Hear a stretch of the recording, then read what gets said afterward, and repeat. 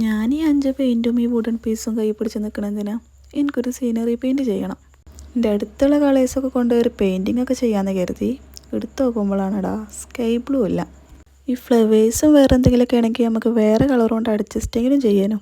പക്ഷേ ആകാശത്തിന് നീലൻ്റെ പകരം മഞ്ഞ കൊടുക്കാൻ പറ്റൂലല്ലോ. സോ കളറില്ലെങ്കിൽ നമ്മൾ ഉണ്ടാക്കും. എൻ്റെ അടുത്ത് എന്നോ പണ്ട് വാങ്ങിയൊരു വാട്ടർ കളറിൻ്റെ പെട്ടി ഉണ്ടായിരുന്നു. കയ്യിലുള്ള വൈറ്റ് അക്രിലിക്കും പിന്നെ ആ ബോക്സിലുള്ള ബ്ലൂ ഒക്കെ മിക്സ് ആക്കിയിട്ട് ഒരു സ്കൈ ബ്ലൂ ഒക്കെ ഉണ്ടാക്കി. എന്നിട്ട് പരിപാടി വീണ്ടും തുടങ്ങി.